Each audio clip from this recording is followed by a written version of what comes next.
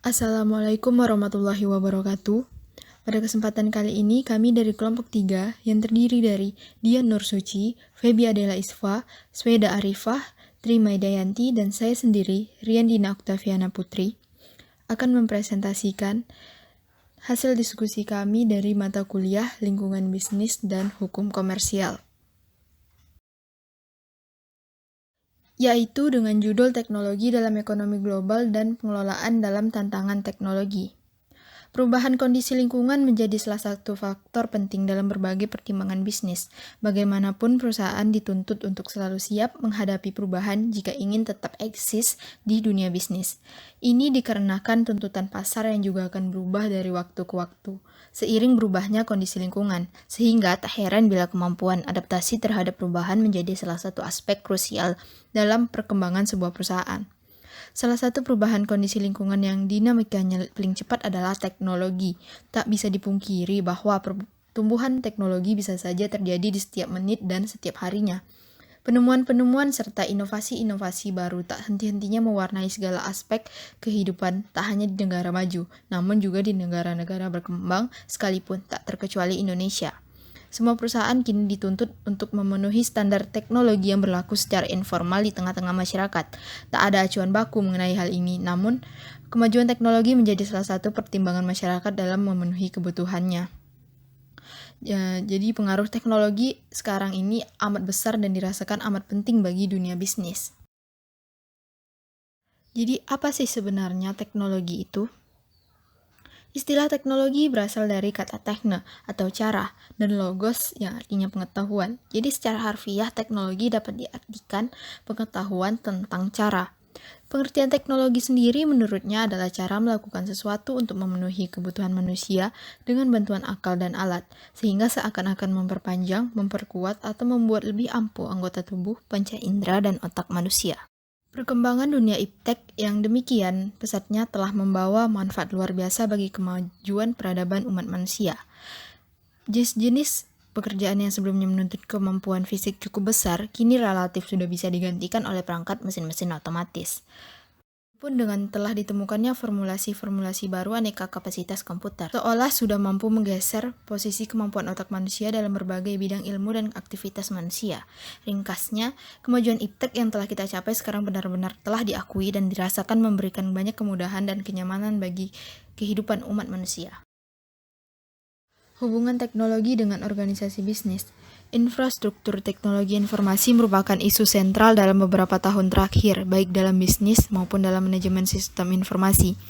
Infrastruktur teknologi informasi telah menjadi alat yang dapat mempengaruhi kemampuan perusahaan untuk mencapai keunggulan bersaing, sehingga menjadikan penggunaan infrastruktur teknologi informasi sebagai kebutuhan strategi yang merupakan kunci yang memungkinkan implementasi dari sistem inovasi, mengurangi biaya, meningkatkan bargaining power, mendefinisikan kembali dan meningkatkan pelayanan, dan memungkinkan perusahaan untuk menawarkan produk-produk baru.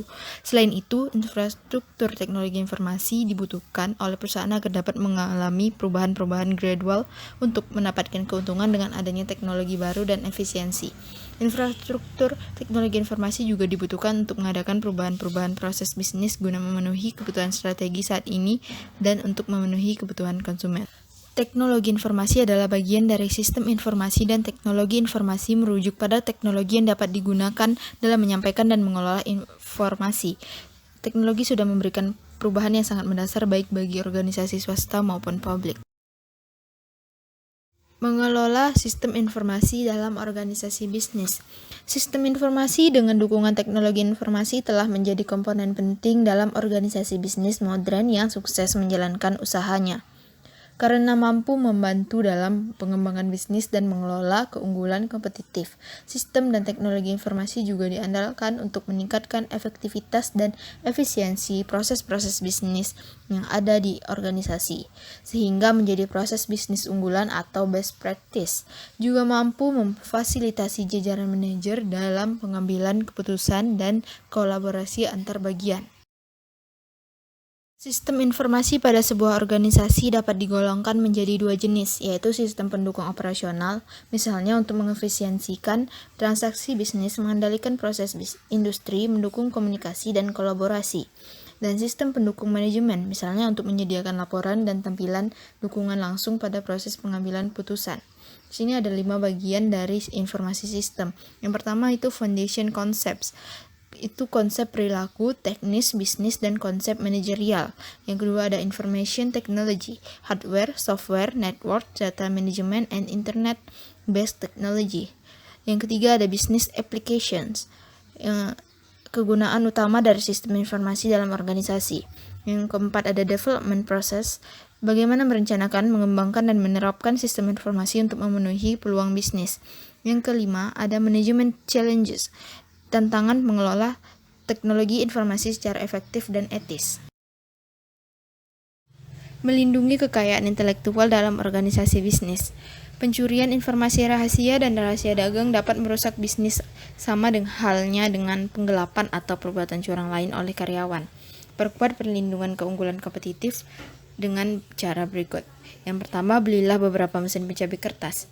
Berhati-hatilah bila membuang dokumen yang sifatnya sensitif atau rahasia.